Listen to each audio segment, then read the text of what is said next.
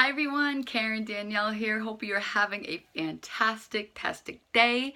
And I recently read this article, and it's been eating at me a little bit because I'm realizing the more I'm thinking about it is the more truth is to it.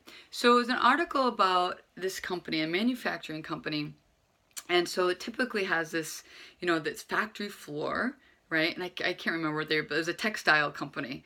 And it's factory floor, so there's workers down there, they're creating big machinery, so a lot going on. And then of course in that same building there was managers' offices, right? And so immediately I started thinking, I'm like, oh, that's like kind of almost every, in a way, a lot of businesses are like that, right? We have front of the house, back of the house. You have office people, or you have, like worker people over there, whatever. Almost like we're this, white collar and blue collar thing. And I actually wonder is that even still a thing anymore? Do people still say white collar and blue collar? I grew up with that generation. I'm not even sure if that's a thing anymore. But anyways, so you tend to have the people that are doing the operations and the people that are doing the management stuff. When they're in the trenches, or they're just different roles, right? Both are necessary. One cannot do their job without the support of the other. It's just the fact, right? But yet we can't help, because there is that little bit of a distinction of us and them, that if you're not careful, that can all of a sudden really take hold in your culture, and it can really perpetuate this us versus them culture. And that was what was happening at this manufacturing plant, right? So the way it was set up there was, if you were a manager and you were, considered a big kid, so you were treated like an adult for some reason. Nothing was earned. This was just really how it was set up. Very bizarre. But anyway, you had the opportunity, if you needed something to perform your job, you needed supplies, you needed pencils, you needed erasers, paper, whatever it was, you walked over to the supplies closet and you got what you needed, right? You carried on your day. If you were going to need to run out for whatever it was, I needed to just get some fresh air, get outside, take a minute, go call a spouse for whatever reason. You're going to be late that night. You had to go do that. Take care of business, basically, right? You could go do that. You could go step outside, get a minute, get a breath of fresh air, call your spouse, hey, I'm going to be late tonight. Go ahead, take care of it. Do what you need to do, right? And in complete contrast was this factory section, right? When they needed something to go do their job, when they needed some supplies, they had to go to the supplies cage. The supplies cage was locked. The supplies cage had all this inventory written down. The supplies cage was under lock and key and under watch. So if they needed whatever it was, paper clips, a stapler, whatever that needed to do their job, maybe hammer and nails, they had to request, fill out the form, sign it out, get the proper authorization, and then they could finally get what they needed, right? If they were working late and they had to make a phone call, they had to get permission. Can I go outside for a second? Can I do? And it just, every process was like that. If they had to, they even had whistles. So if they had to start their workday, it was kind of reminded me, like, well, I literally was picturing the Fred Flintstone days, right? When the whistle would go off and everyone would start their workday, and the whistle would go and they would all go to lunch, and then the whistle would blow and they would all come back. Literally, that's how it was, right? And that was how it was for the back of the house people. And the front of the house people, they just went on their lunch when it was the appropriate time. When they were hungry, they decided to go. It was a complete polar opposite. In one sense, they had it so right, and on this other sense, they had it so wrong.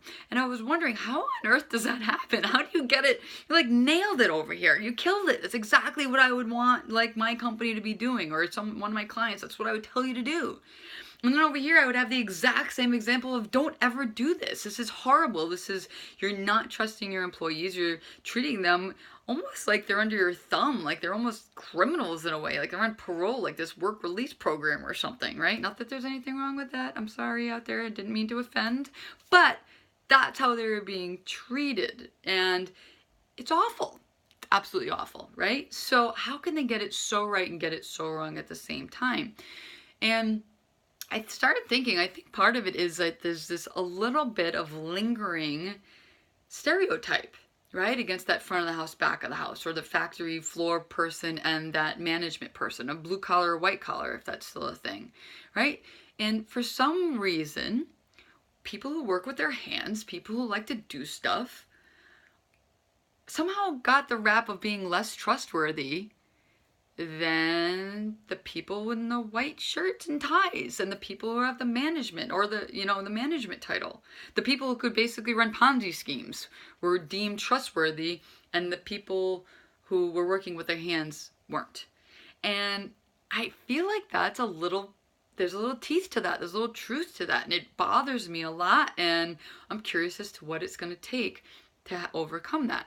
And I think part of what it is that it's going to be some knowledge and education there, but it's also up to the leader. So this is what happened. Person came in, saw this, realized what an atrocity it was, realized how bad they were doing things, and didn't ask anybody for their opinion on how to change it, didn't, you know, run all these tests and figure this stuff out on a spreadsheet.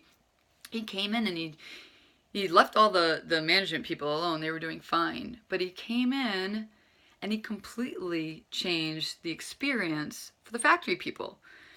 It took off the locks on the cages of the supply closets.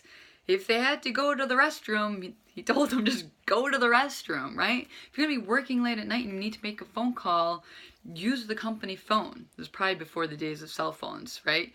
But do it. Do what you need to do as a person, as an adult, in order for you to then come back and do your job, or just to do your job, right? And he got rid of all that stuff. He got rid of that weird separation, that difference in treatment, and morale went up, theft went down, and things started moving in the right direction. And the company was actually able to move forward and innovate and create new things. And, you know, the article didn't really elaborate much past that, but for me it was like, wow, right? They stopped being, the factory workers were able to stop being so worried about what they were going to get caught doing or what they were getting in trouble for, or where also they just didn't feel too good about themselves and the experience that they were having, the way that they were being treated, that they were able to experience work in a new way and feel good about the work that they were doing and contribute and feel proud about what they were doing. And all of a sudden their work mattered, right? They weren't disgruntled. They weren't like this wart on the side of this like glowing management team, right? Because that's how they were made to feel. And reading in the article, it's like, yeah, I would feel that pretty horrible too.